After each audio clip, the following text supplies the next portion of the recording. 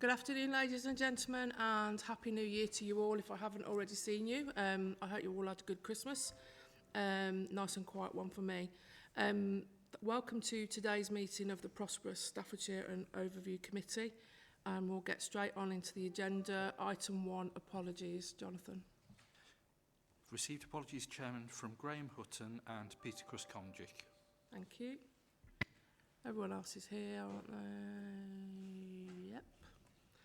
Poor Peter Kruskomjic has got COVID again, so I don't know what he's doing or who he's mixing with, but he's got it again. Okay, so item number 2 is declarations of interest. Do any members have any declarations of interest now? If you feel that you need to declare an interest as we go through the agenda, please ensure that you do that. Item 3 is the minutes of the meeting held on the 13th of December. Do we, all those that are here, are they a true record of events? Thank you, Michael. Do you have a seconder, please? Great. Philip, even.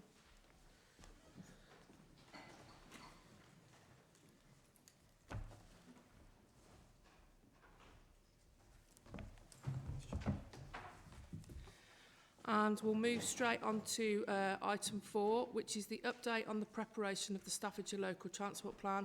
And we've got Nicola, Annabelle, David, and David. Okay. Four house, yes. So over to you, David Williams. Good morning, Chairman, and thank you, and Happy New Year to members as well.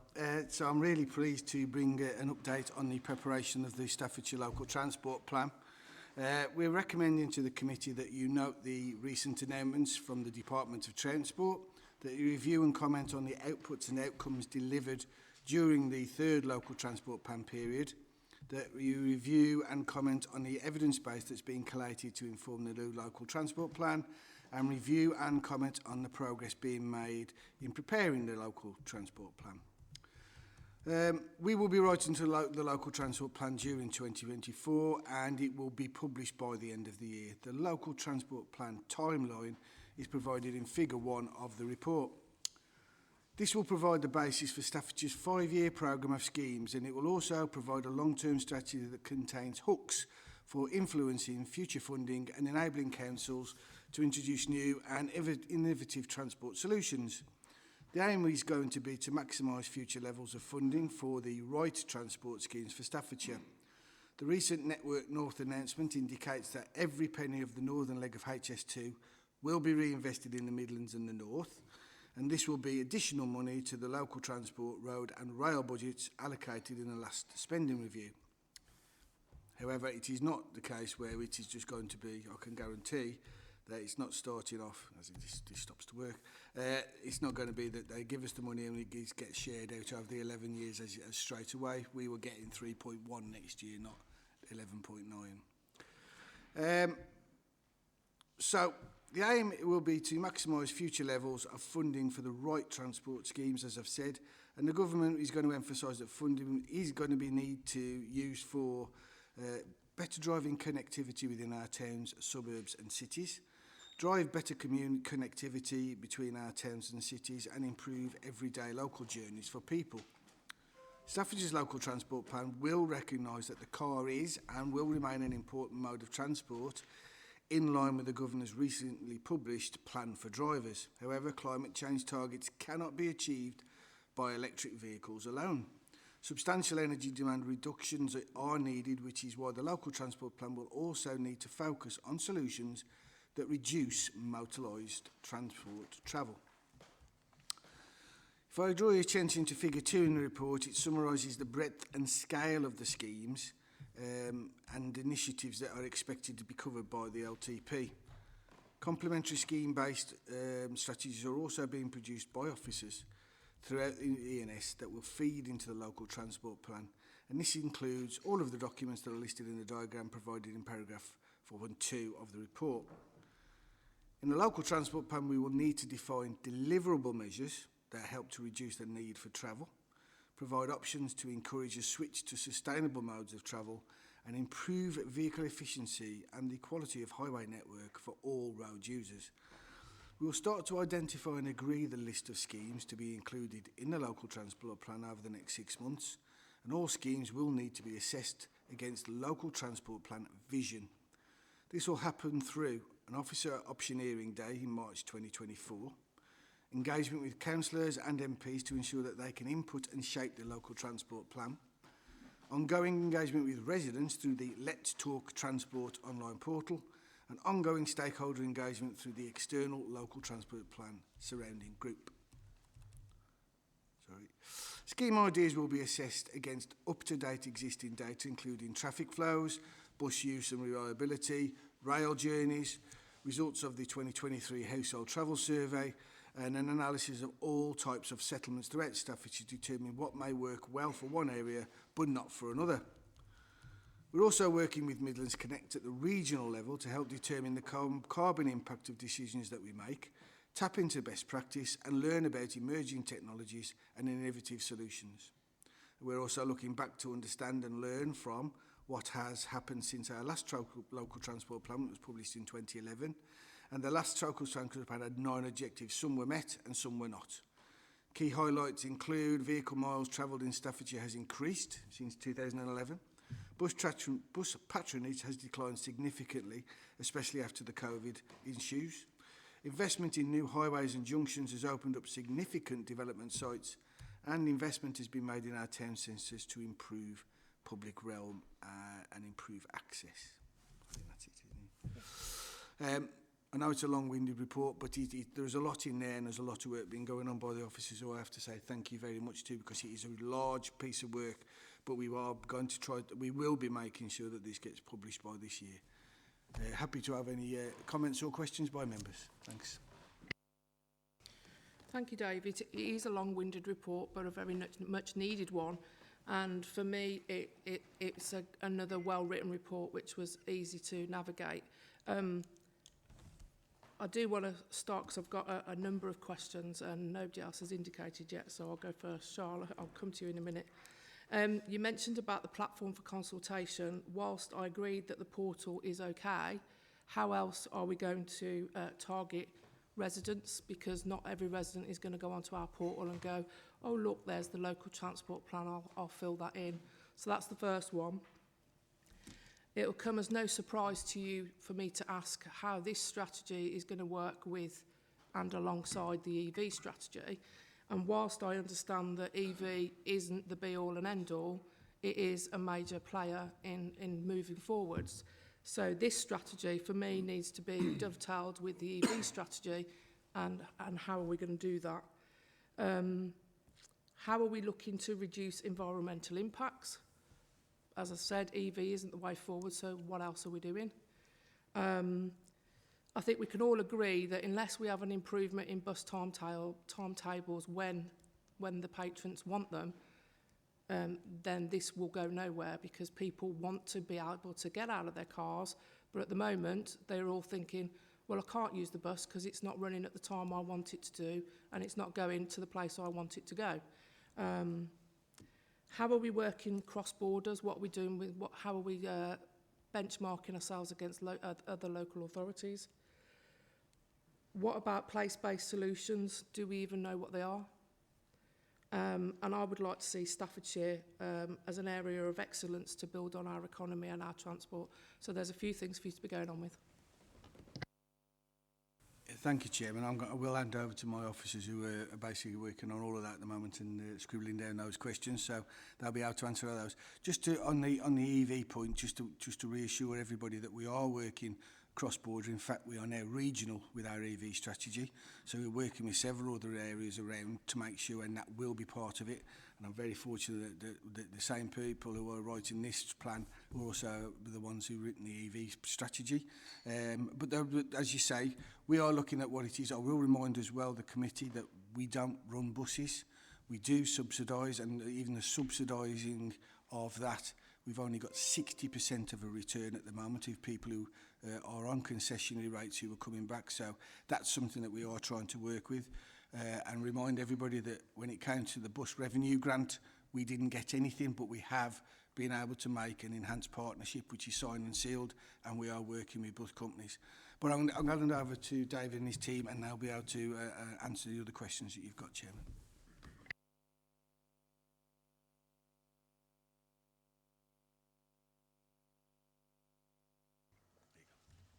Hi. Thank you for those questions. So the first one was about consultation.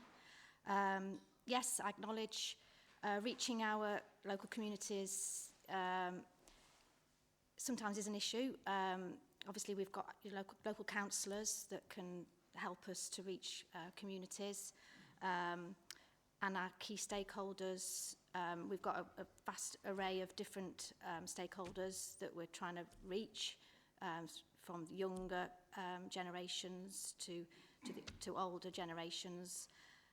So, yeah, we can only do what we can in the time that we've got available. And I'm thinking that we've got a reasonable spread of different ways to get to the communities that we're suggesting, but we're always open up to different solutions to sort of really engaging the public, which often can sometimes be a bit difficult, especially with such a broad breadth of topics that we're covering. And obviously we've also got to make sure that the local transport plan reflects the data and the evidence that we're collecting as an authority, rather than it just being, you know, a wish list of what the public wants. It's got to be evidence-led, because you're not going to get business cases over the line without the sort of the evidence base.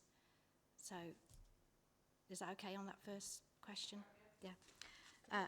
Yes, please, Nicola. Yeah. There we go. If you look at the diagram in paragraph 42, this shows all the daughter documents that will sit under the local transport plan. And one of the daughter documents is a series of district transport strategies. So this will really home in on where people live and what transport solutions are going to happen in their area. So whilst the local transport plan might not be everybody's cup of tea to read because it's really high level, we'll actually be able to consult on those district strategies that are really applicable and relevant to people. They'll know the area, they'll know the schemes that we're hopefully going to talk about and raise.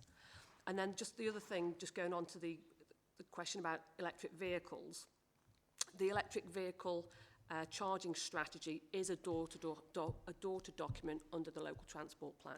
So if you think of the local transport plan right at the top, and then under that filters other strategies, which obviously includes the EV strategy.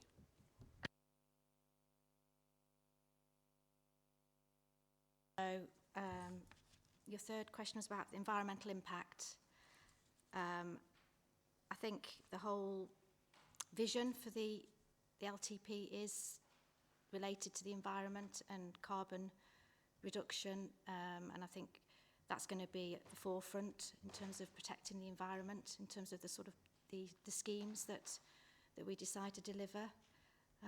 So, have you got anything to add, Nicola? I just add that going forwards, the Department for Transport will fund us compared on how well we do with reducing our carbon emissions.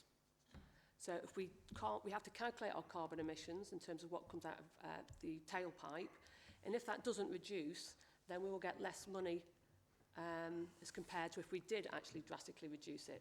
So it is really important that we push the reduction in motorised transport and encourage people to travel more sustainably or even not travel. But this carbon assessment is a big part of the LTP going forward, and I don't see it going away anytime soon, because obviously we've got the 2050 carbon neutral deadline. I'll just pick up an additional point on that. It's in the report, but we haven't received the DFT guidance on the development of the local transport plan yet. But we have a close relationship with the Department for Transport, and written into that are quantifiable carbon reductions against mitigations. So we know that for every action that we undertake through the local transport plan, we'll have to demonstrate through a quantifiable carbon reduction back to the DFT as to how we're getting to net zero.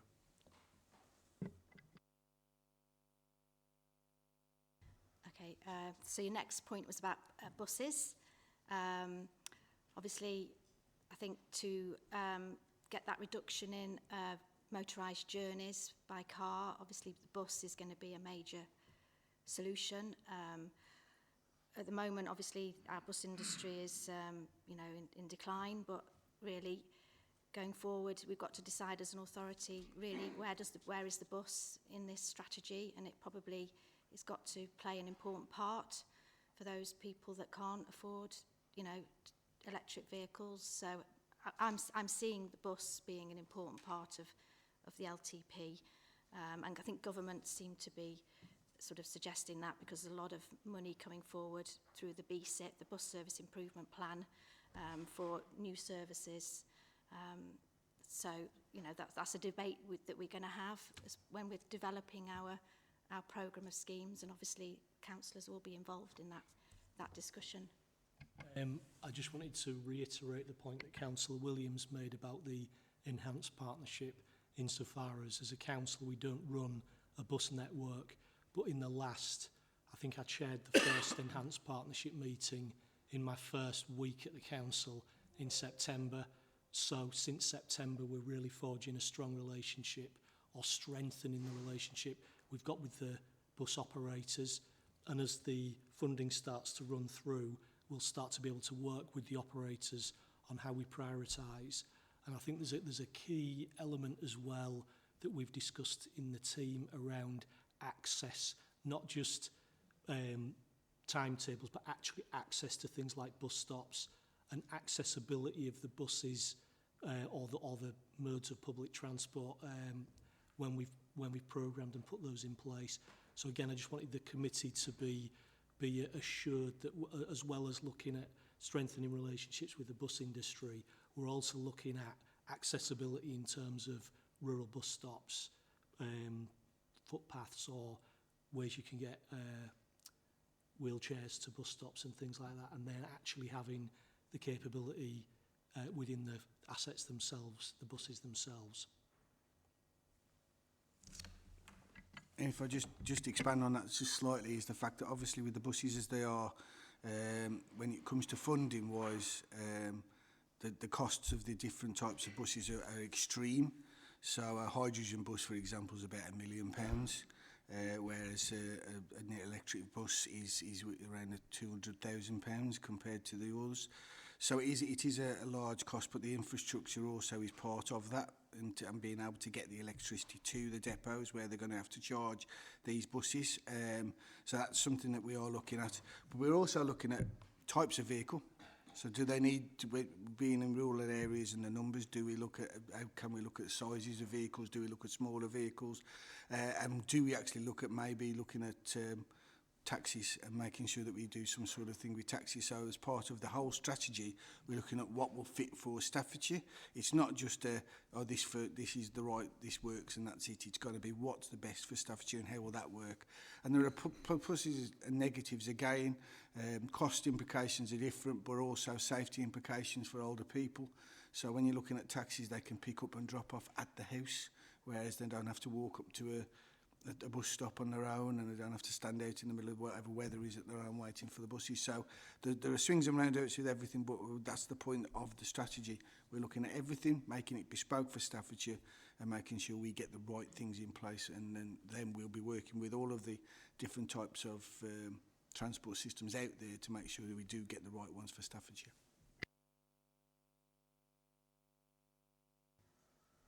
So the next question was about cross-border relationships.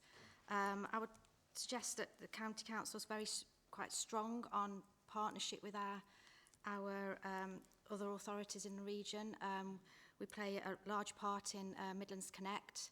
Midlands Connect has at least 25 different authorities that feed in to research and reports in terms of what's right for the region, and we've organised a Midlands Connect Day for staff, just specifically for Staffordshire, where we're getting the Midlands Connect colleagues coming to Staffordshire to discuss, you know, what we can do at a regional level to help Staffordshire. So that's important, and we're also looking at a number of cross-boundary transport solutions. For example, in South Staffordshire, we're looking at opening up potential off-road routes that connect to the West Midlands. We're regularly in liaison with Stoke-on-Trent in terms of cross-boundary relationships with Stoke. So I think the LTP, it's very important, the cross-boundary relationships, and obviously our strategic highway network, you know, it doesn't stop at the boundaries of Staffordshire. So it's important that we understand how our trunk roads and motorways are going to work as part of our strategy. Make sure that what National Highways does on the motorways doesn't negatively impact on our local roads. So it's really important to understand that. And I think that's where all the data collection that we're currently embarking on will help us to sort of understand what's going on out there outside of Staffordshire. I think your next question was about what are place-based solutions and how are we going to incorporate that into the LTP. That's a great question because I think that was sort of in our minds when we decided that we needed to look at Staffordshire in terms of how it's built up on lots of different types of settlements. We've got our sort of 6 urban areas, main urban areas. We've got some smaller towns. We've got lots of villages. We've got villages that are more connected to towns by bus and rail. So it's understanding what the solution is for different types of areas. Some settlements have local facilities, you know, that can be easily accessed by walking and cycling, but other settlements haven't. So so I think that, and obviously that will turn into place-based solutions for different types of towns and settlements. Just to add to that, quite often the funding tranches from DFT are based on transport mode. So we're also trying to encourage the funding proposals to DFT to be a more of a place-based thing. So it's more about, let's say, for example, usage of road space. We would consider public transport, active travel, and the car user in the same space, rather than bidding for money for buses, then bidding for money for active travel separately, if that makes sense. So that's another aspect where we're looking at more of a place-based focus.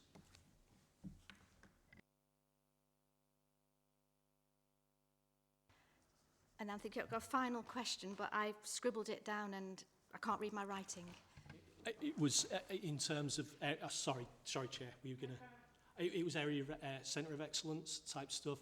I think that's what within the teams we're aspiring to, working with Councillor Williams and other departments across the council, such as James's Highways teams, to make sure that we're in the best possible place that we can be. And part of that is getting ourselves recognised through organisations like Midlands Connect as a trusted authority and a trusted area that gets things done and delivers on the funding that we're given.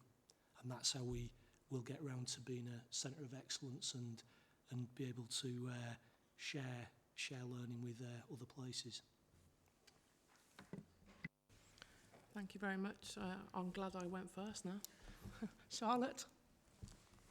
Thank you. I just want to get a handle on your bus strategy, because we've seen halving of bus patronage from 2009 to 2022. And that's, I appreciate that some of that will be down to COVID, but it's very, very significant.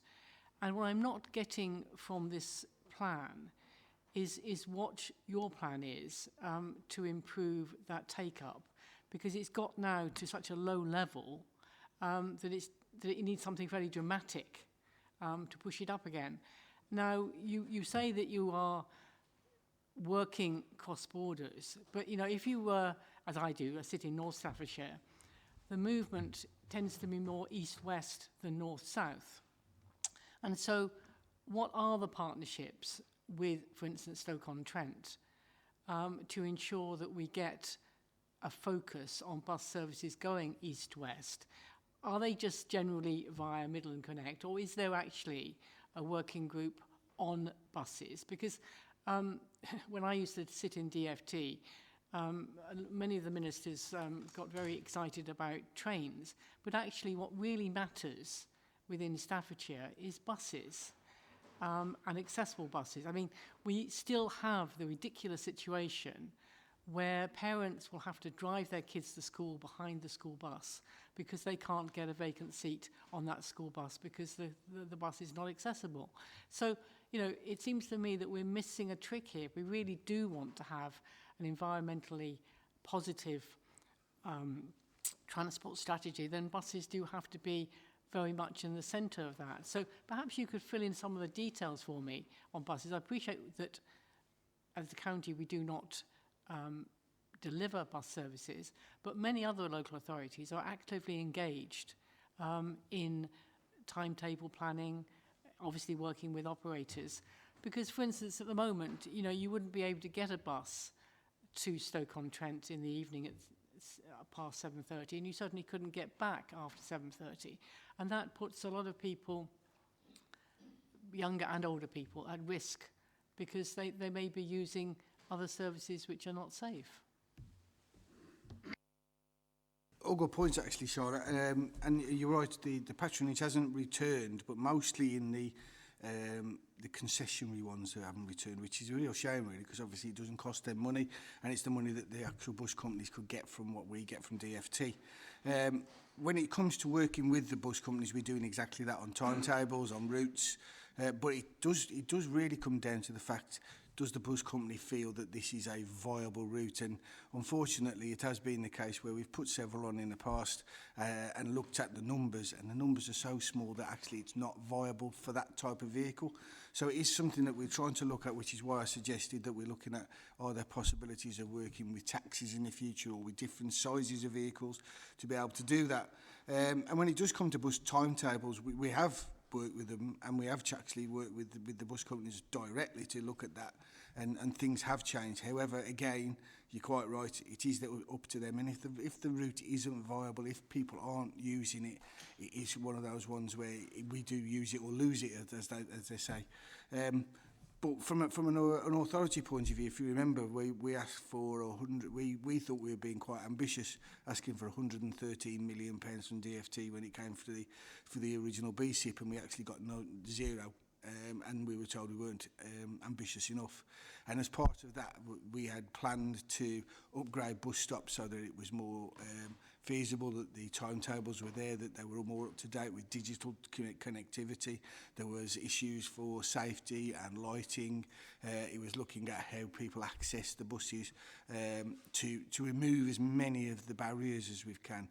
But again, we're still doing that. We're still working with the bus companies, and there is going to be a second BSIP. We will be applying for what we can get out of that, and we will see. And I know that we've had some monies returned, which are going to be able to be funding some electric buses and some of the infrastructure, but nowhere near the whole of them. And it is something that we're looking at.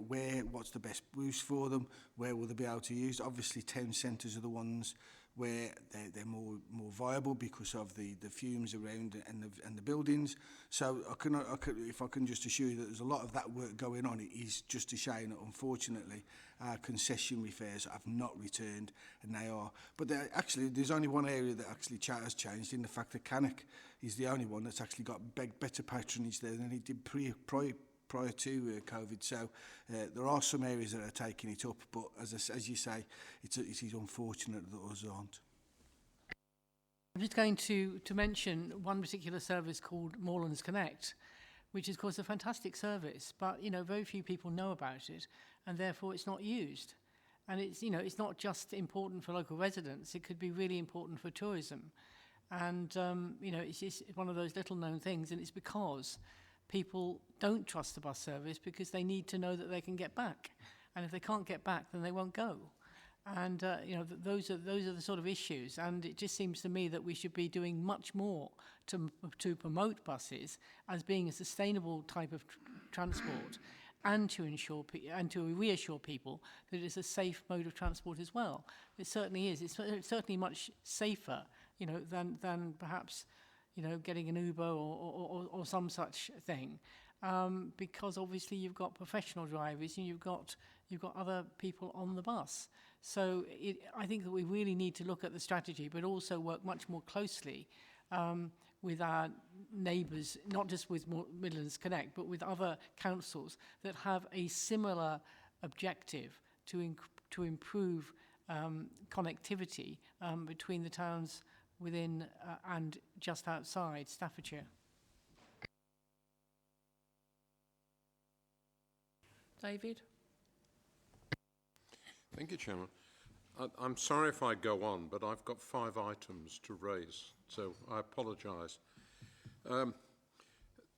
Chairman, as you're well aware, I represent an extremely rural area, and so that comes with its problems that are different from perhaps the urban areas are.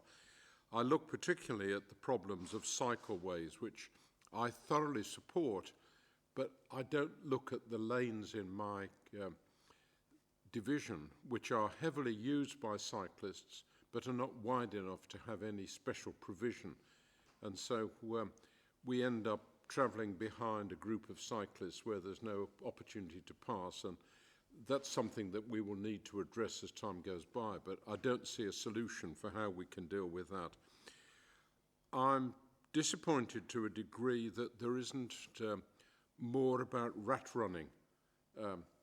My division suffers very, very badly from the problems of rat running, and if you reduce rat running, you reduce the damage to rural roads, which are very susceptible to potholes and edge collapsing. And so if we were dealing with the one problem, we start to ease another one. And when you start to go on from there, you end up with the sort of problems that we have where we're talking about working together with adjoining authorities. From an officer point of view, in my division, we have a major problem. The officers met and didn't recognise the problem because the data which we maintain is not recording minor accidents. Yet we're having daily minor accidents on a road which we share with Walsall. The road falls into Walsall's responsibility. Walsall said that they were not going to do anything about it. But fortunately, the leader of Walsall Council happened to be a witness to one of the accidents, and he is backing the work which we're doing from a local point of view on how we can actually make improvements to that road. But I'm disappointed that it didn't come forward as a serious issue as far as we're concerned with our officer team here. I'm also interested to know some parish councils are currently in the process of producing neighbourhood plans.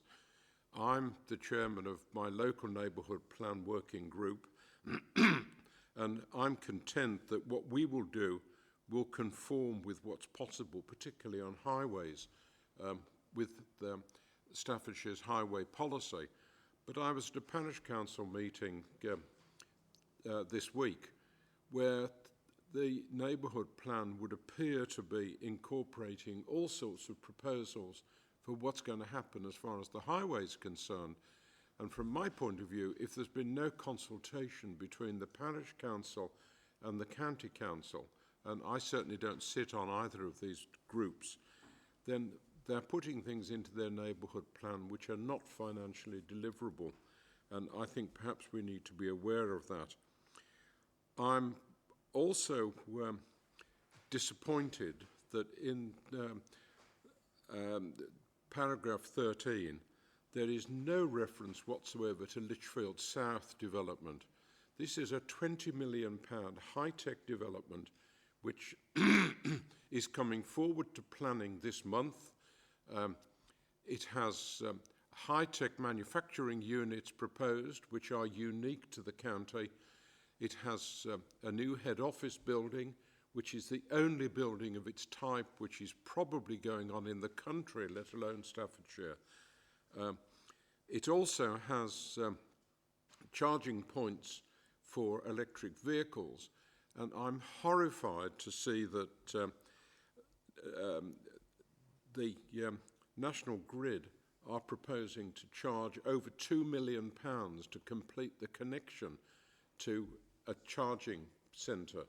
And I hope that BP, who are building the charging centre, feel that they're big enough to be able to challenge that and do something about it. I would also, and just lastly, just mention,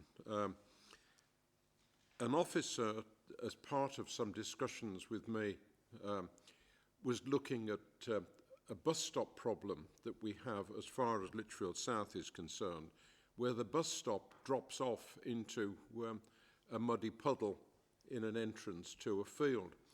Now, as part of this development at Lichfield South, we're looking at how we can tackle that, and the result is that the developer is now making a contribution of £100,000 to move 2 bus stops.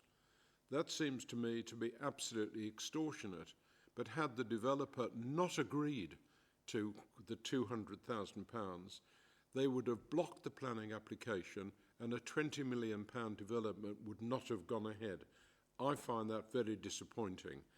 And then lastly, as an officer suggestion, and I've raised this with the leader, an officer has made a proposal that information panels at bus stops would raise sufficient revenue from advertising to not only produce the latest data on what's happening to a bus, but would also provide sufficient revenue for the maintenance of all of the bus stops across the whole of the county.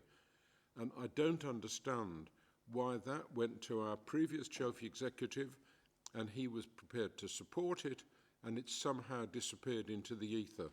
And so if from today's meeting we can actually do something about trying to wake that up again, it would be very, very useful. Thank you, Chairman. Thanks for your patience. Thank you, Councillor Smith. When it comes to cycleways, you're quite right. The lanes don't enable themselves under the current regulations to have cycleways put on them, and unfortunately, you, not only yourself but ourselves can't see any actual ways around that with the current way that things are funded and the current regulations around putting them in. It's not saying that we won't look at things and we aren't putting them in other places, and as a remind everybody, when we put applications in for any developments or any funding, active travel is always part of that, and we do put cycleways in wherever we can, even though people don't think that it's relevant. Unfortunately, it is the only way that we ever actually can apply for funding as we go. When it comes to rat running, unfortunately, I get where you're coming from, but it is one of the things where people will find the easiest routes when it comes to travelling through areas, and if they are a legal vehicle and they are travelling at the right speeds, then actually they're not breaking any laws, so it's difficult to do anything different with that. But we have put in different roads, we have put in bypasses in Lichfield, example, to prevent rat running in certain areas. So, you know, we're always looking to do things in the right ways and help with that. When it comes to minor accidents, I understand it doesn't get recorded, so it's very difficult for us to comment, but it is more of a local thing there, and I would suggest that that's where you work with the local highways teams to look at those. Similarly, with the parish and neighbourhood plans, when that comes in, now those are county and borough, district and borough functions, when they're looking at highway plans and what they need. When it comes to the highway part itself, James will be able to back me up, that we look at the accessibility and the safety part of where the development is going to be and its access to the highway network. Apart from that, we don't really, unless we need something, actually say that. But at the time when you're looking at districts and boroughs and they're doing the planning applications, that's the time when we should be addressing any issues on the development. Similarly with that bus stop, like you say, that's a district and borough function to say it, because just to reiterate, we do not own all the bus stops. They're owned by parish councils, they are owned by district and ourselves and the bus companies. So it depends on who and where they're going to be, and also it depends on whether the buses actually want to stop there or not, which is something completely different. But when it does come to moving or planning for developments, it usually comes down to the districts and boroughs to do that. I can't comment on your single charging centre, but I can understand from discussions we've had with our utility companies that actually getting the utility to the area for that type of development, a huge charging bank, it will not be cheap and will be very, very, very expensive and technical. So I think I can understand certain costs coming on that, and that's why we're looking at working with the EV strategy and what sort of funding is available from government to do that. And you are right about the Office of the Information Panels, but we are putting those out. They are working already. We are starting to get some income, but it's nowhere near enough to be able to say that it'll do all of our bus stops at all. In fact, at the moment the take-up is low for advertising, but it was a great scheme and we're looking at doing it, and it will also therefore will run onto the same things we were talking about previously, where we're saying that it will put on where the bus is, what time is it late, is it due, information on bus timetables, as well as advertising. But remembering that we have to make sure we're advertising the right things, that we have to with the companies that we're working on. So it is something that we're doing, but it isn't something we can just roll out across the board. There is a lot of technical parts that go with that, as well as the connectivity and where it is from a topography level.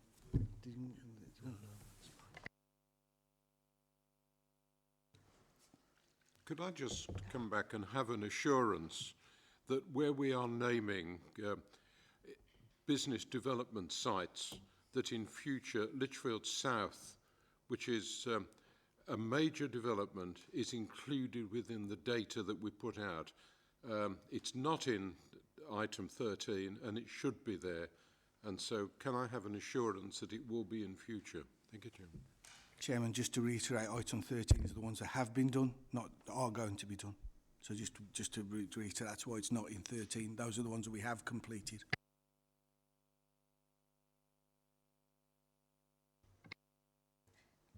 Can I just make a comment about neighbourhood plans? The connectivity strategy team, one of our main roles is to feed into the local plan process, and obviously neighbourhood plans are part of the planning process. So I think through the local transport plan, we need to make sure that we understand that where developments are proposed, that it's important that they're put into sustainable locations, and I suppose that's part of our role in our team, is to make sure we get that land use and transport integration on policy. And we do have the opportunity in our transport team to comment on neighbourhood plans, and obviously we're the team that are writing the local transport plans, so there are opportunities for us to sort of feed into neighbourhood plans, and we also feed into local plans.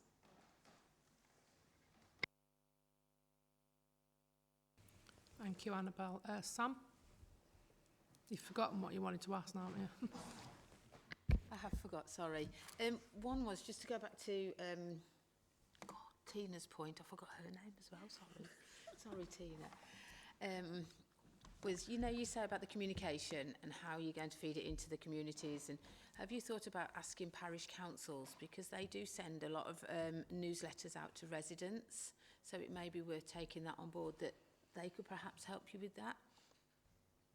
So one thing I didn't mention is we do actually have an external sounding board made up of stakeholders, including neighbouring local authorities. The Parish Councils Association are on there, and they've already offered to do that. So we already are linked up, and hopefully they will. Yeah.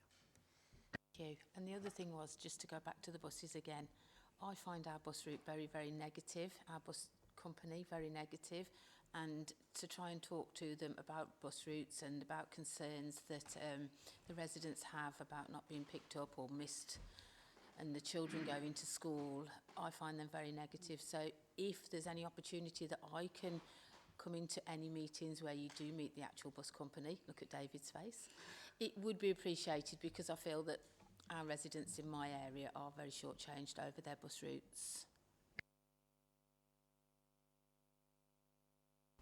If we're doing anything around your area, we'll make sure you're involved. Philippa? Sorry, all I was just going to add was I'll pick that up at the enhanced partnership with the operators as well.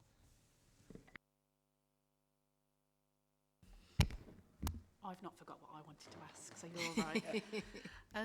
I'm just wondering if we've got any data of how many people actually use the cycle lanes that we put in, like the ones through Cannock in particular, and what their feedback of them are with regards to how they work with the road layout and pedestrians, and how the crossings are having an impact. For the communications in our area, I think it's really positive that we put out that good message, what we're trying to achieve with regards to getting people more active travel. And I don't think that always comes across into the community, and I think that's a area that we definitely need to work on. So however we work with the communications, I as a local member really want to get that out there, but I also want to know what our residents think of what we're doing. So anything that we can do to help improve on the consultation with our community, I'd be a great supporter of, and seeing what they think of. Even the feedback now, say for Cannock, and what they actually think of that cycle lane going forward for other areas. Is that, you know, something that we can look at? And with regards to sort of active travel and the pavements, we've got a few developments across the Cannock Chase district that have had housing estates built, but then you leave the housing estate to no pavement. We need to be able to link those homes and the residents onto the network so they can actually walk. They're not straight onto a main road, or they can cross a road safely. And I think that's where it comes back down to either the highways team working with the local members and feeding that back, or vice versa, so we can all tell you where we've got our hotspots and where we can link people back up so they can benefit from walking into the town centre or onto the bus network. If I just take the second one first, it is down to districts and boroughs when they're looking at where they're going to allow planning for developments to happen. Now, the officers from the highways will quite happily work with local members and districts and boroughs and the developers to look at where the access is and what they can go to. But unfortunately, obviously, they don't give me give highways the money to say, oh, you're putting a development there, you can put a path in as well. But it has worked in the past, and I know in Penkridge that we've done it where there's with the Borough Homes one, and that has an extension and an improvement to the pathways itself from that development. So it is really at the early stages of districts and boroughs where they can actually make most of that impression. When it comes to the actual uses, I know that there is negativity around the ones that we've put in Cannock. I even know that there's certain councillors who want to extend it all the way up to different islands and make it, or in fact all the way through to Brood, not Brood, Burntwood. So I applaud the fact that we want to do more. It is a perception thing, but just to reiterate that if we don't put in for these when we actually do apply for funding, we don't get in through the first round. And similarly, I know in Cannock we'll have quite a bit of active travel going around on enough money. So that's something that I'm really happy about. But obviously, people do have their own things, and I'll leave it to Annabelle, who's the cycling guru, to talk about statistics. But I do think it is one of those things where, there is negativity out there, but it has to be framed with the fact that we've got that funding because of that as part of the scheme. And if we didn't have that, we wouldn't get any funding, and the whole thing wouldn't be done. Yeah, so on the first point was about are we collecting data on usage. So yes, on every route we have cameras set up through a company called Viva City. And we've just started, obviously we've not still collecting the data, but we've started to look at it, and there are issues, that we need to look at, and lessons learned, because we've put in 4 quite big, complex cycle schemes throughout the county. What the problem is that is trying to get the message out that this is just these are one short links, and there's a bigger plan to do the next link, and to link it, and for the understanding of why we've put this small link in. So what we're doing in that is that we've got an active travel communications officer, and she's working at the moment on producing some flyover videos that might present the next steps. So when we did the original consultation, we did the flyover videos of that section, but we're now going to try and do a more of a wider video to explain why this section has been put in. Obviously, I think over time, hopefully the usage will get up as the more infrastructure we put in. So that's on cycling. And then in terms of developments, obviously we're trying to establish a Staffordshire Highway Design Code that will help in determining how developers identify their walking and cycling links within the developments. And we've also got Active Travel England now that's supporting us on, they're also providing comments to district councils on future planning applications. So they're a sort of national body that are also trying to get developers to do things differently. And sort of we're involved in Active Travel England as well, and trying to make sure that our next schemes tie into those developments, and we try and make sure we don't just do a scheme to the edge of the development, that we continue that on. I think that's what we're going to be doing that soon for Rugeley Power Station. We're going to make sure that we've designed up in our project pipeline for walking and cycling schemes these key corridors that are needed. Just on an extra one on that, we're actually also working with other people like National Highways. So as part of the M54 link, there is an actual cycle route that they will be paying for that goes all the way from Featherstone all the way through, and we're looking how we can see if we can extend that with some of the funding that might come from that, and that would actually then link Featherstone to Cannock, carry on down to Gailey and off to Penkridge. So there are things in place that are being looked at and have been designed, but it is always a case where, being a more rural area, we don't attract the type of funding that we would like, but that's not going to deter us from trying to obtain that funding where we can. David, I just want to come back on something you've just said about, and Annabelle's just said. I always find the highways response to planning applications too generic. They don't tell us when they visited, at what time, and what the weather was like. It's just we have no issues. That's what's normally on the report. And just going back to what Philip has just said about linking up new estates onto main roads with pavements, we've got an estate in Tamworth that built 2 estates together with a piece of grass in the middle and no link. The path just stopped halfway up. We're 16 years down the line and we've still got no path to link the 2 estates that go to the same place. So I'll have a chat with you after that, after today, because I think 16 years is a bit of a long time to wait for a footpath. David, did you want to come back in briefly? Just a couple of points, if I may, Chairman. I did at one stage have the planning officer on highways, where we were looking as consultants on a planning application on highways, that this should be referred to the local member for comment, even if it's no more than a phone call. We've got a number of things that have happened that have been problems within my division through lack of consultation on highways to do with local issues. And I really would urge, if we can, for planning officers that are looking at comments on on applications would check with the local member just to see what they need to do. And following on from that, I've got 10 years of data on the movement of vehicles by weight, speed, time of day.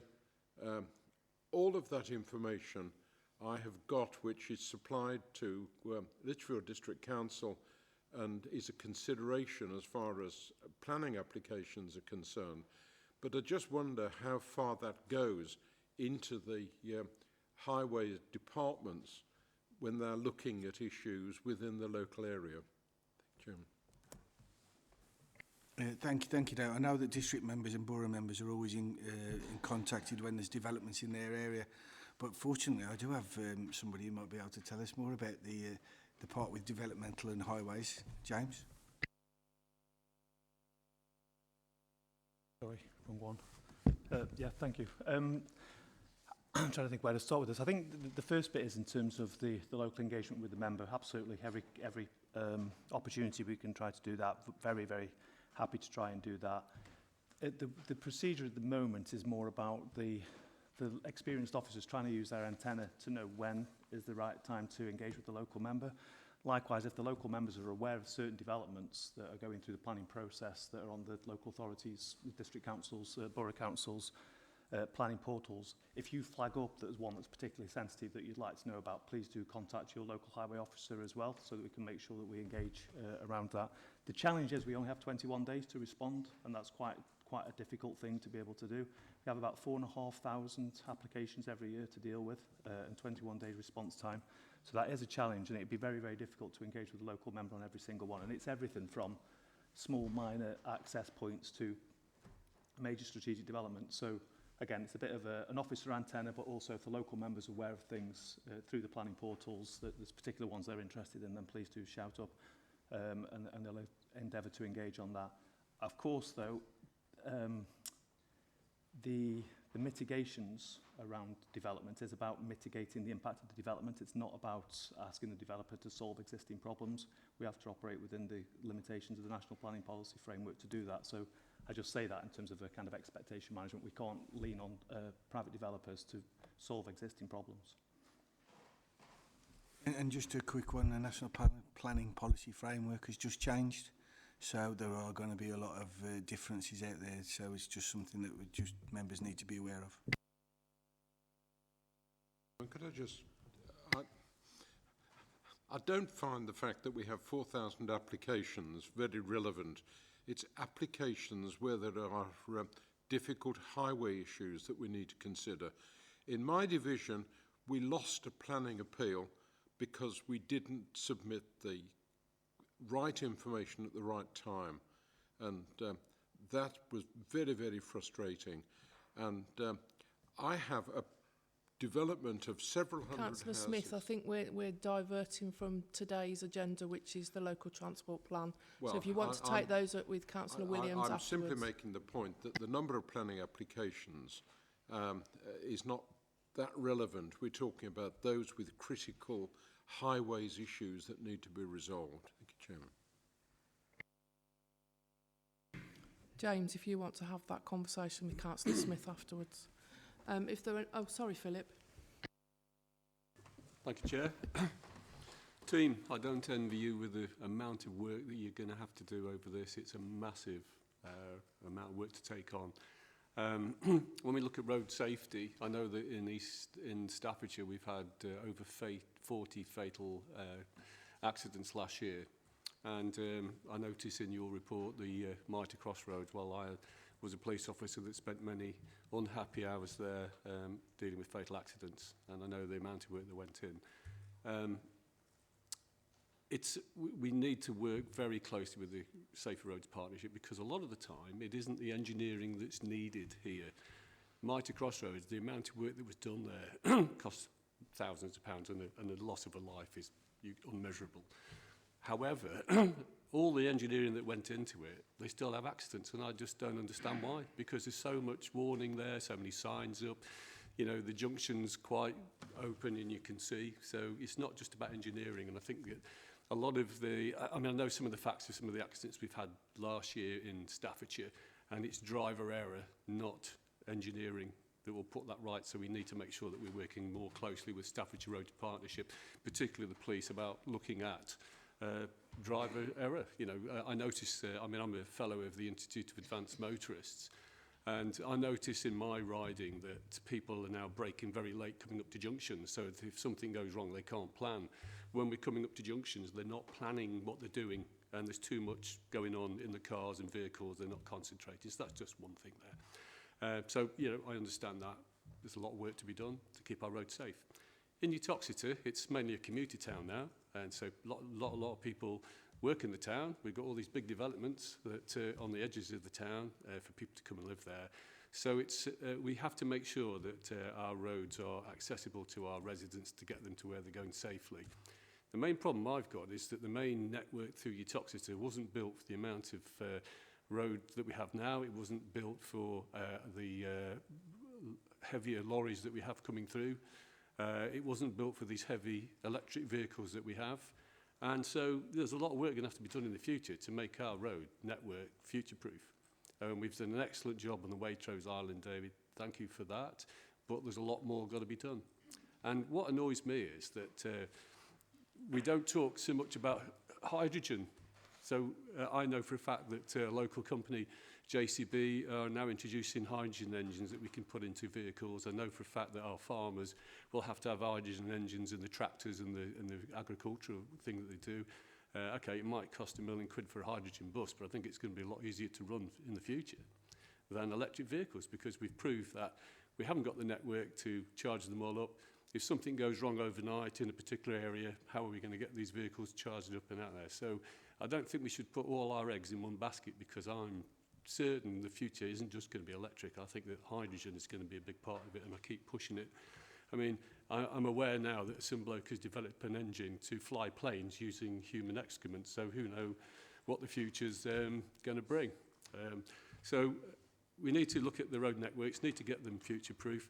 Bus services, more or less non-visible in your toxicity these days. They keep reducing it all the time. I had some parking restrictions put down a certain road in the town that cost us thousands of pounds to work in partnership with the bus company. They're refusing to put the buses back down there. So how can I deal with that? So that's something I'll take up with David privately. And when you live in a rural area, so we come to Stafford quite a bit to the theatre. I couldn't come using a bus and there's no trains that will get me here. I can't get a bus here and back, so I have to use my car. And you know, if I had a taxi, it would cost me £20–30 each way. So that's, you know, that's out of the question. So you've got a lot of work on, and I'm looking forward to watching what's going on over the years here. I feel that the government really should start making electric vehicle users pay tax, because you know they use the roads as much as we do, and we need to you know, we need money, and our county needs money to do the work on our roads. And where's it going to come from? It comes from the government, and you know, we need to do that. Thank you. Thank you, and you're quite right about certain types of drivers. I've been in the fire service for so many years myself. It was strange that they usually get the accident, and some of the worst accidents were on the most boring parts of the M6. Not anything where there's a curve or anything else. It is a strange one.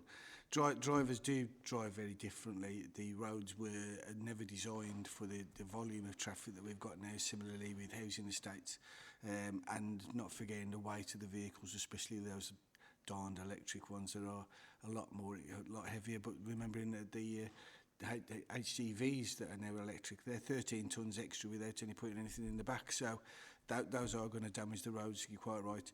Happy to discuss other things out of this meeting, but you are when it comes to buses and so forth, we are trying to do what we can, but we are limited in what we can do. But we're trying to influence as much as we can. Thank you, David. If there are no further comments or questions, we've got 4 recommendations that David read out at the start. Note the recent announcements by the DFT. Review and comment on the outputs and outcomes delivered during the 3rd local transport plan period. Review and comment on the evidence base. And review and comment on the progress being made in preparing the new LTP. I can't say it. Are we all in agreement with those recommendations? Thank you very much. Seconder Michael. Thank you. Thank you, David, Annabelle, David and Nicola. You're free to leave now. And we'll welcome Tim and Emily. You can stay, David. You love this meeting. So we'll move straight on to item 5, ladies and gents, which is the Lighting for Staffordshire update and energy framework proposal. David? Apologies for having to have my voice again, but I'm really pleased to be able to bring this report to the committee. I think this is a really positive one, and I would hope that the committee will feel the same. Street lighting is a significant and important asset here in Staffordshire, and there are many benefits from having high quality streeting assets, including improving road safety, enhancing public safety and the promotion of community well-being, especially where there's well-lit public spaces that contribute to a sense of security, promote social interaction and particularly nighttime economy. We have over 108,000 street lighting assets in Staffordshire, which include lighting columns, lit traffic signs, illuminated bollards, subway lighting and so on. And since 2003, the assets have been managed and invested through a private PFI, private finance initiative, with the aim of improving the asset condition, making them more reliable and more energy efficient. The annual performance report sets out the Scrutiny Committee, the progress and performance of the street lighting PFI currently, and the street lighting is also one of the council's largest users of energy. It also sets out, therefore, how in accordance with the council's climate change action plan, we are reducing energy consumption decarbonising the service that we provide and securing a new energy supply for the future. I look forward to an interesting discussion with members and appreciate in advance the valuable input from the members of the committee. And I'll hand over to Tim and Emily, who will present the details of the report. And before I do, just to thank them for all of the work they've done on this. It's a lot of work again, but really important both to us for our users, but also with our decarbonisation and our green climate targets. Good afternoon, everyone. I'm Tim Hemmensley, Head of Projects and Technical Services. So with the report, just talking about the background of the PFI contract. So it was established in May 2003. It was Lighting for Staffordshire Limited was set up and began delivering the street lighting PFI contract. And that's a 25-year contract that's set to conclude in May 2028. E.ON Energy Solutions Limited are the appointed service provider, and they deliver all aspects of the street lighting service in Staffordshire. And then there's a small and dedicated team of officers that monitor the performance of the contract. The contract value at commencement was £250 million, and that was supported by a revenue support grant of £1.54 million per annum. And the current spend is around £17 to £18 million every year. About £6 to £7 million of that is the energy aspect of the contract. And obviously that has fluctuated within the last 2 years due to the rise in energy costs. So it's a significant element. The contract was revised and amended in 2012, and that was to recognise these changes in technology, such as LED lanterns, and provide further value for money. So some of the reasons, challenges and aims of the contract. So the PFI contract was initially brought in to address a lack of investment over many years. And the street lighting assets back in 2003 were in a real poor state and poor condition. There was 24% of assets at that time that were at risk of failure. There's been a continuous asset renewal programme since that time. So there's like in 5-year blocks, we've been renewing the assets. So rather than a big bang, do everything all at once or within a short space of time, there's been a continuous improvement in the asset. And that helps us going forward in future. So as those assets need renewal again, they don't all come to the end of the life at the same time. The asset has grown by nearly 9% over the life of the contract, and a lot of that's been down to development. But at the same time, the lighting standards have started to relax in some areas. So you might see there's fewer lit bollards now on the highway network, and street lighting on signage has relaxed for certain signs as well. So we are, where we can, removing illumination where it's not required anymore.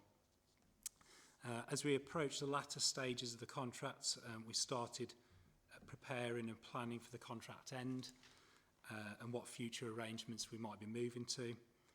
As part of that, the Infrastructure and Projects Authority conducted a 7-year health check, and we scored amber in that, and that was really helpful. It gave us a number of actions that we need to carry out to make sure that we are ready for the end of the PFI, and we're working our way through those. Part of the preparation for the end of the contract is around a reversion report, a handback report, and this needs to be completed 27 months prior to the contract expiry, and that will involve an independent engineer certifier to check all of the lighting assets and give us a report and an assessment of the condition of those assets, allowing us to plan for the future, what needs replacing and when, and the likely costs of that at the point of handover. And we're currently in discussion with Lighting for Staffordshire around that.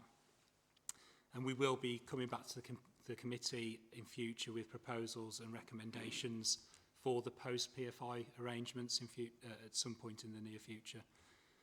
In terms of governance arrangements, we have a Lighting for Staffordshire project board, and that oversees the high-level governance of the contract. The day-to-day activities are a collaboration between ourselves and E.ON to ensure that the delivery of the contract is satisfactory. We have monthly contract review meetings, we have annual performance reports, there's also annual external and internal audits to ensure compliance. Within the council's audit team provides periodic evaluations, and the last audit that was carried out internally was in 2016-2017, It's to be confirmed, but we may have a further audit this coming financial year on the PFI.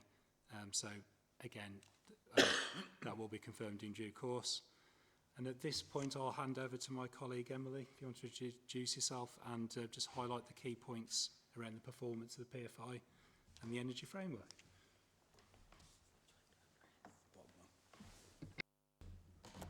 Hello, I'm Emily Madsen. I'm the Lighting and ITS Manager for Staffordshire County Council.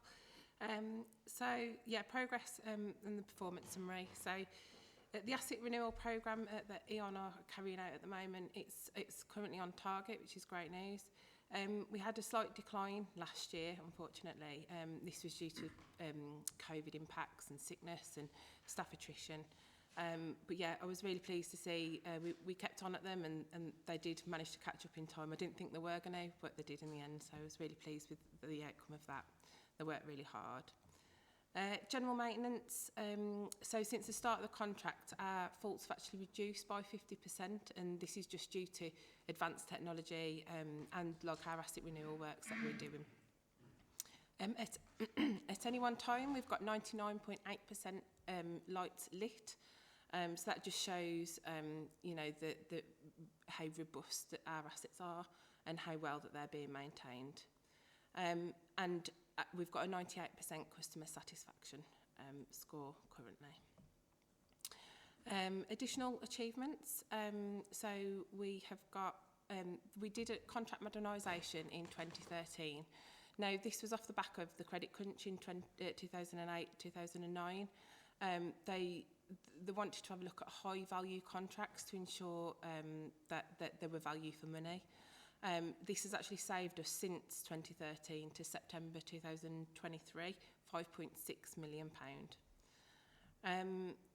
In regards to projects that we're looking at the moment, you might be familiar that we're doing a phase 1 on our investor save.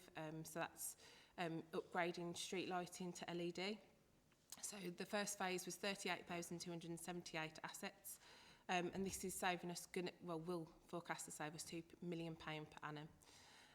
We're due to finish that project in May 2024, which will be 10 months ahead of the programme. And due to the success of this and how much energy it's saving, we have been provisionally approved for a phase 2 of our Investor Save programme. We're just waiting for confirmation through the MTFS for that. And that will be for an additional 13,900 assets, which will cost £4.6 million with a payback over 4 years. So that concludes the Lighting for Staffordshire update. I'll just move on now to the Energy Framework Procurement Approval. So the objective of the Energy Framework procurement is we need to seek the committee views on continuing to utilise the Crown Commercial Services Energy Framework for street lighting and intelligent transport system assets. And this contract will run from April 2024 to March 2028. So there's an importance of central purchasing bodies for energy procurement in the public sector due to buying energy in bulk and flexible pricing.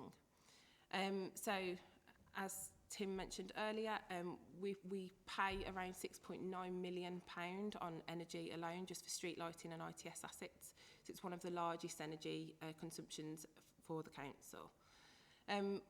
By using a framework, it makes it more stable, especially with the volatility of energy prices over the last few years.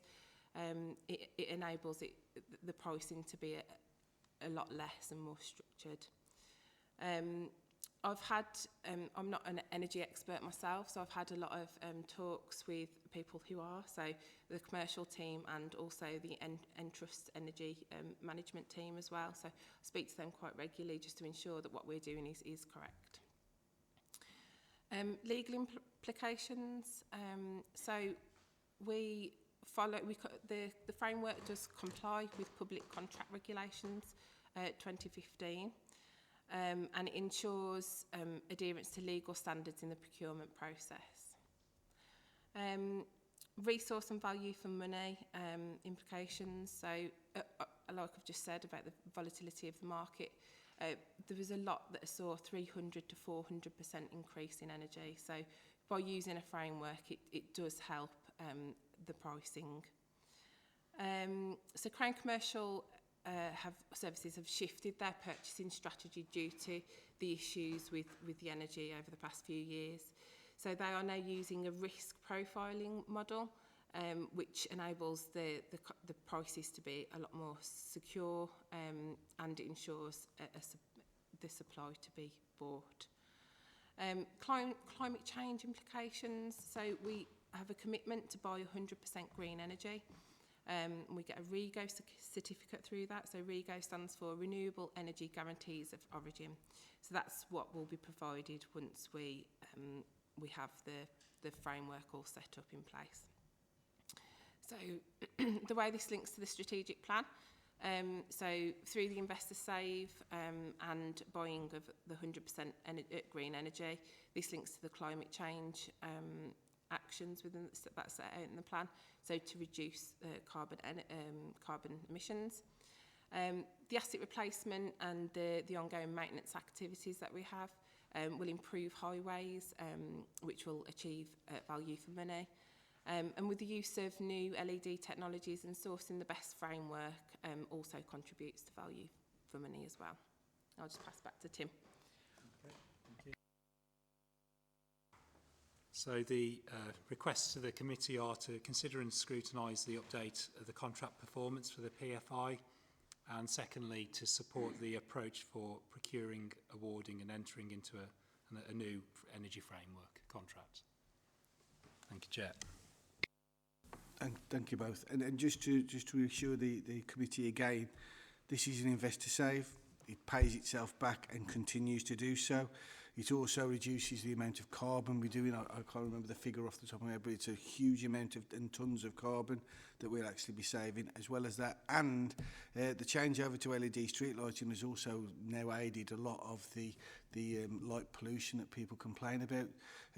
It's very much directed onto the roads. There can be issues where it comes too close or different things to buildings, but they've worked that issue and that can be changed to the angle, and there can be guards. I think the contract is a real positive and has been shown to do that, and the fact that it will pay for itself and reduce our carbon and continue to give us energy savings for the future, as well as the procurement of that, I think is a real positive, and I commend it to the committee. Thank you, David, Tim and Emily. Well done, Emily, on your first Prosperous. David Smith. Thank you, Chairman. I have to say street lighting isn't a big issue in my division. But I just got a query that perhaps you may help me with on the one issue that I have had, where we're talking about replacement of existing lighting. I have an estate where a particular style of lighting had been installed from the original planning of the site. That came up for replacement, and I have no idea whether it was going to be replaced like for like or whether my intervention had any influence at all. But I was interested to ask the question, why we are not able to upgrade existing lighting poles rather than to replace. And I'm sure there must be a very sensible reason why, but it seemed that maintenance and upgrading would have been an answer and would be a cost saving. Thank you, Chairman. Yeah, so just to respond to that, and Councillor Smith, so the first phase of Investor Save that put LED lanterns on existing street lights, we picked, I suppose, the easier ones and the higher powered assets to tackle first. But there are other assets where, so I'll take an example where we've got in some town centres decorative street lighting poles that will require a different solution. So in the first phase, we've tackled a certain type. In the second phase of Investor Save, we will then move on to some other types of street light, and that some of the ones like in your estate, for example, might fall into that category. But it's just some of the different styles of street lighting poles, effectively, that we have, and lanterns that we have in place that dictate what some of the solutions are to replace them. Sometimes it's dead easy, sometimes it's as simple as a new lantern on an existing pole. Other times there's more complex reasons why we can't do a straight swap. But it's a technical issue that it comes down to. I don't know if Emily wants to add some more to that. Yeah, so I think your question was more around like replacing, repairing the pole, the existing pole. Is that correct? So there's two different programs that we're running. So the Investor Save, what Tim was just talking about, we're only replacing the lantern on top of the columns. So those columns will stay in situ. On the asset replacement program, we are replacing the whole lot. And that's due to the column age and condition. So all of the columns are structurally tested. I think it's every 3 years. So we do test that. So if the column is okay, then we do keep it. But as part of the PFI and the arrangements through the PFI, with the asset replacement program, the whole of the column is replaced. So I think that's what you were asking in regards to why aren't we just reusing, and it's to do with concrete columns as well. So concrete columns, we will have some left at the end of the PFI. They're not as strong as the steel ones, but yeah, there's two different projects going on, and that's why we do what we do. Does that answer your question? Yeah. Thank you. Charlotte. Thank you. I just wondered whether, when you look at, obviously I appreciate you're talking about LED lights being much more focused, but have you considered in certain appropriate locations closing down the lights completely overnight to reduce light pollution?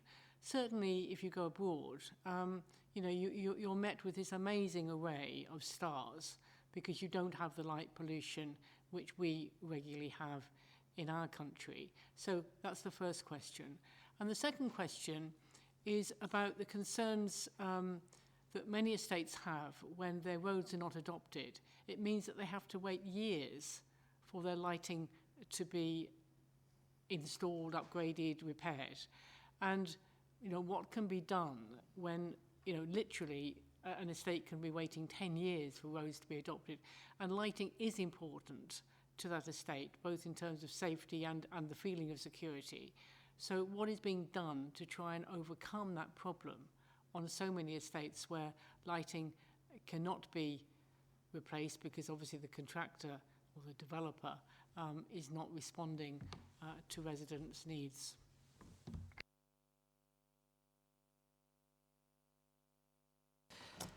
So the answer to the question about LED lights and whether we're going to turn them off completely, this isn't something that we've been requested to do currently. We're not looking to do that just from a safety perspective. I am looking quite closely across the industry and seeing other authorities that are doing it. I would like to do in the future some kind of comparison to see whether it's safe at night, energy savings. What we are doing, just to let you know, we do something called dimming.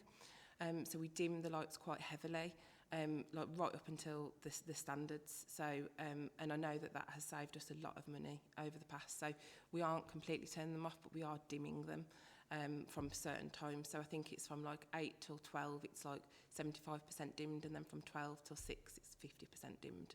So we are having a huge saving from that. But yeah, I am looking quite closely at the whole industry just to see what other authorities are doing. And I think just on that point as well, that would probably be for the council to make a decision, a policy decision on whether that was pursued or not, following whatever we put forward. On the second point, I have a lot of sympathy for that scenario that you paint. However, whilst an estate isn't adopted, it still sits outside of the council's jurisdiction to maintain and look after that estate. So I think that's where councillors and others, MPs, can play a part in putting pressure on those contractors to resolve whatever issues there are. But they're just, I think we have to protect the public purse as well, that until those lights are brought up to the correct standard, that we can't take them over and get involved until that is resolved and sorted. Because otherwise we're opening ourselves up to the liabilities then as a council, aren't we? Okay.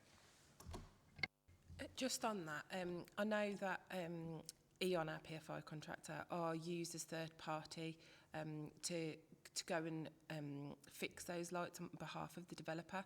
So I know in instances we have had residents come to us because they're not sure that if the road's adopted or not. That's half the time they don't even know what that means. So they're coming to us complaining about it, and then we're letting them know that it's the developers. It's their responsibility. And if we know that we've got third-party works with them, Eon do sometimes get in contact with them. And I think just on that, if you're aware of any new developments being built, then get your recommendations into your planning departments for street lighting and make sure they're LED. Right from the outset. Philippa? Thank you. Mine's just a quick question with regards to the illumination. How do we determine how bright they have to be? A lot of the area at the minute that I can see is having the new lanterns. Residents are saying that they feel that they're not bright enough. And it's where I feed that back through to, because it might be a safety concern from a local level that we actually feel that they need to be brighter because of issues that have happened in the past. And also, they get used to a certain brightness, don't they? So I do understand that, but I'd like to know how we decide what's bright or what's not. I've lost my train of thought now. I'll come back to you when it comes back to me. Yeah, the LEDs are actually brighter. It's just that they're more targeted. So whereas the other types of lights disseminate around, the LEDs are much more directional, which is why people do think, oh, it's not as bright, but actually they are. The lumen of them is higher than the normal ones that we use. And it's more targeted. But remembering that these are street lights, they're actually directed to what is needed to be.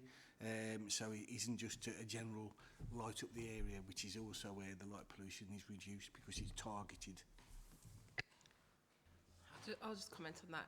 I look at all the complaints that we get from residents, and actually we get a lot more complaints about them being too bright than them being too dim.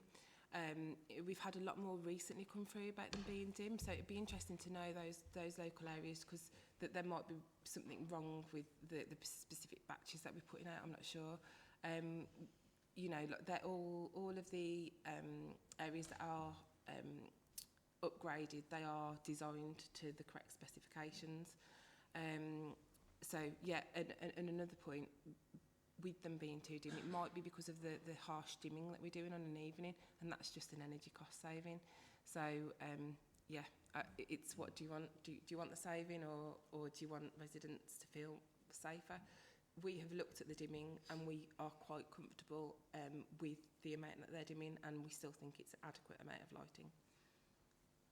So if I may, so if we've put the new lighting in and we've dimmed it or set it to whatever requirements, who's checking that unit afterwards is correct and has been fitted and it's not a fault? Who's going in and checking afterwards that Eon have done it correctly?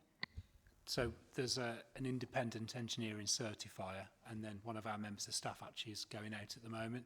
They've got a light meter and they check. But what I'd suggest is if you've got an area of particular concern, raise it with us and we'll go and check it and make sure it's correct. Also on that, they have 3 yearly cyclic visits, so they do get visited and tested to make sure that everything's up and running and working as it should. And we also have monthly night patrols as well to check that everything's in light. Just one more.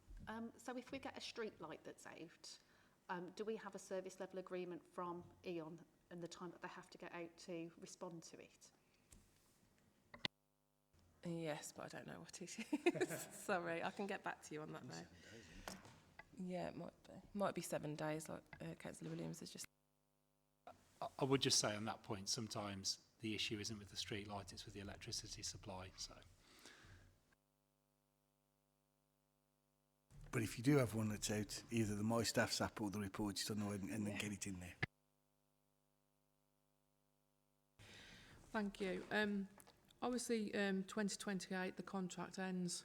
So where are we at with negotiating a new contract, and how are we going to manage the risks going forwards with that contract?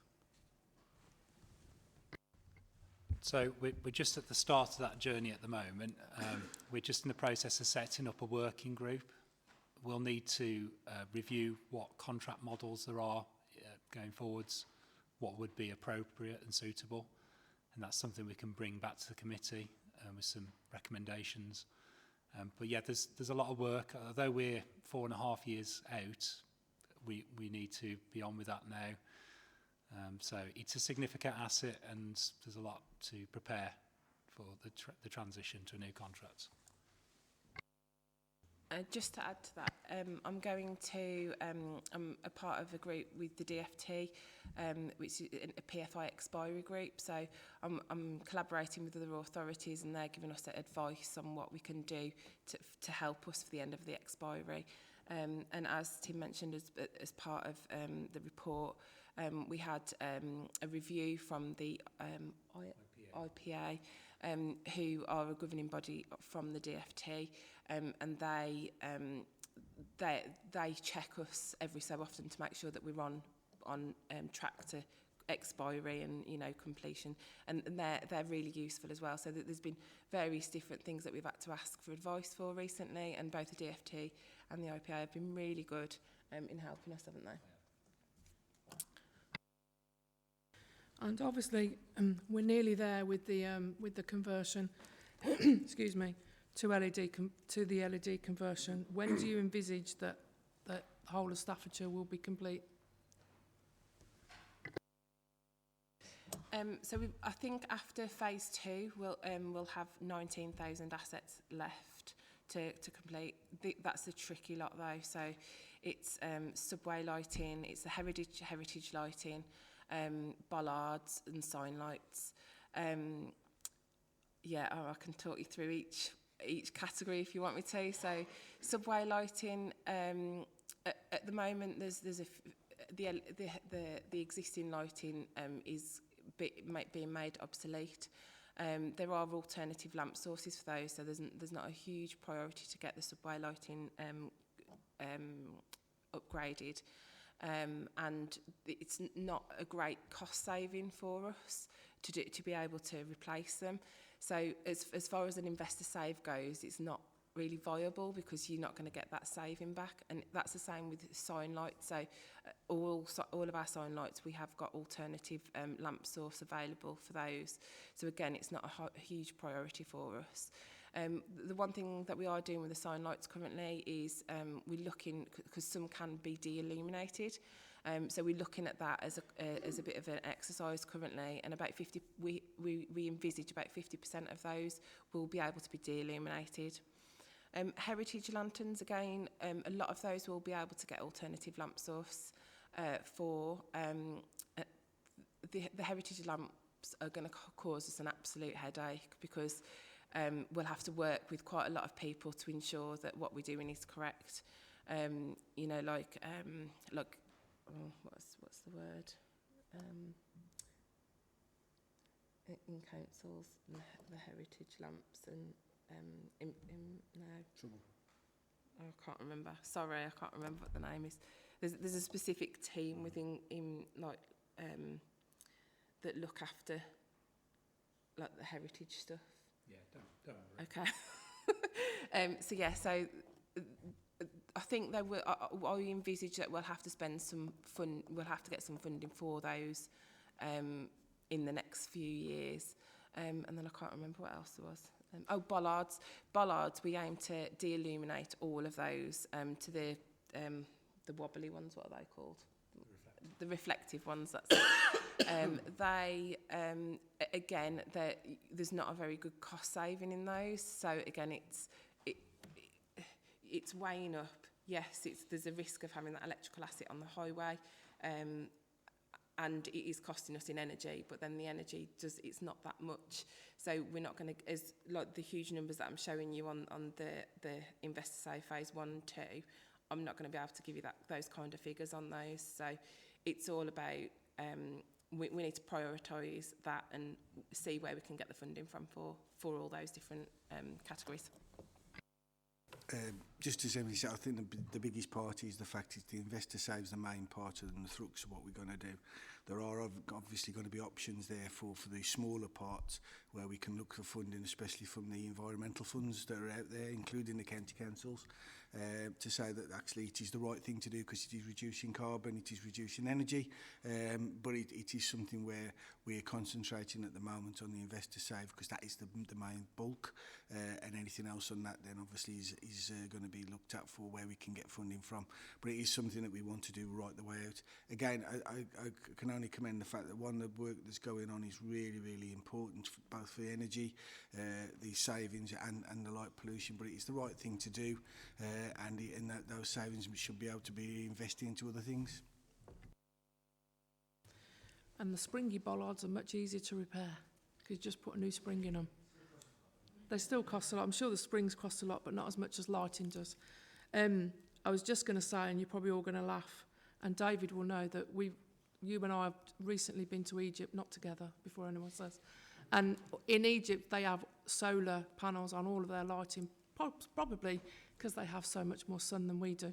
So it's a shame that we live in a country where we have a lack of sun, because solar could actually electrify all of our street lighting. But we're never going to get there, so let's not go there. So any further comments or questions for the team? Philip? Yeah, I just want to say thank you for all the work that you do. If I've had a problem in Utoxeter, it's been sorted out pretty quickly. We had a major problem on one of our roads where there was a short somewhere, and you persevered with it, and we actually found it and sorted it out. So I thank you on behalf of the residents of Utoxeter for the work that you've done for us. Thank you. Yeah, thanks, Go On Records, guys, because, again, it's a massive piece of work. I'm sure the guy that goes out and inspects them all after he's fixed them must be a right bright spark. Boom, boom. So, anyway, we'll finish. And we've got 2 recommendations to consider and scrutinise the update of the contract, which we've done, and support the approach for procuring, awarding and entering into the electricity and associated services contract through Crown Commercial Services framework for the period of the 1st of April 2024 until the 31st of March 2028 with EDF Energy. Are we happy to move both of those recommendations? All in favour? Thank you very much. You're now free to go.